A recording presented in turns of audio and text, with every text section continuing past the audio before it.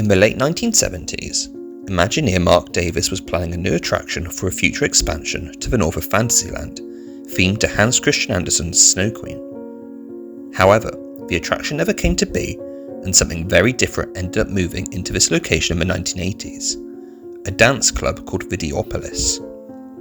This is the Distory of the cancelled Enchanted Snow Palace and the Videopolis Theatre. These are things that Mark was working on for a new idea for another show at Disneyland. This was going to be a ride that Mark had designed for the hot summer days, and they would be kept very cold. So you'd walk in from the hot, terrible weather outside, and you'd have this wonderful, cool weather to keep you cool.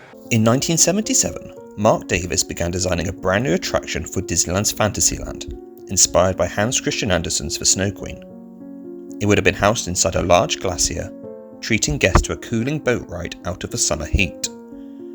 On the way to the Snow Queen's palace, guests would pass several snowy scenes featuring ice skating polar bears and penguins. Recurring characters would have been the humorous snowballs, floating on ice blocks that guests pass, or sliding through ice caverns.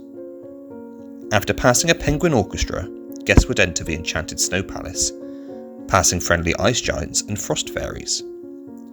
Finally, guests would enter the throne room where they encounter the Snow Queen, who creates a blizzard for guests to return to the load station through.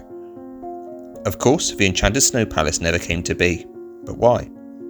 Well, in the late 1970s, Disney executives wanted more thrill rides for Disneyland, leading to the greenlighting of Space Mountain and Big Thunder Mountain. A slow-moving boat ride through an ice cavern didn't fit with this plan, so the Enchanted Snow Palace was cancelled.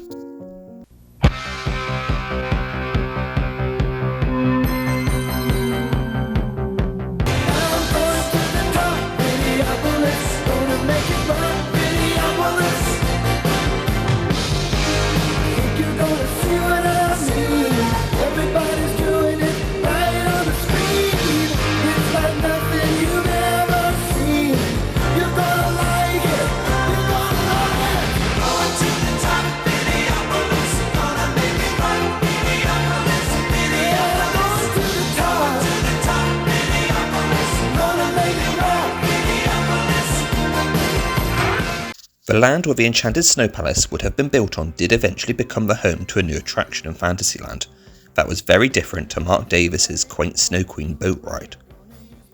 When Michael Eisner became Disney CEO in 1984, he wanted new ways to attract teenagers and young adults to come to Disneyland, including the opening of Star Tours in 1987 and Splash Mountain in 1989.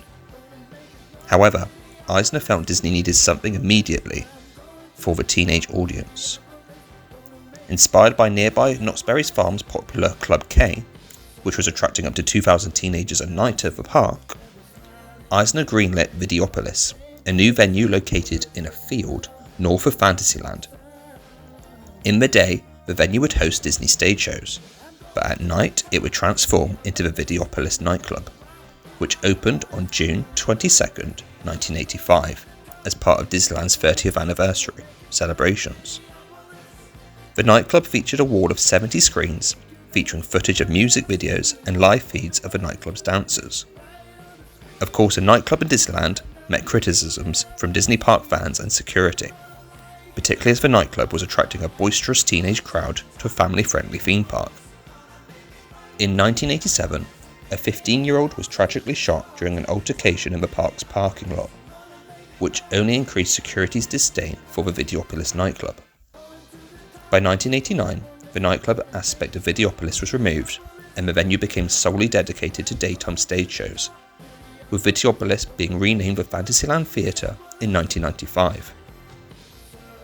As of 2024, the Fantasyland Theatre has sat empty after the closure of The Tale of the Lion King in January, with no replacement set.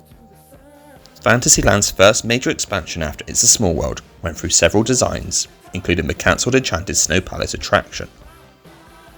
However, it would be a nightclub and theatre that would end up opening in the North Fantasyland expansion plot, designed to attract teenagers to visit the park until new thrill rides could open. The area now sits empty, making it a prime location for a new expansion in the future. What would you like to see here? let me know in the comments down below.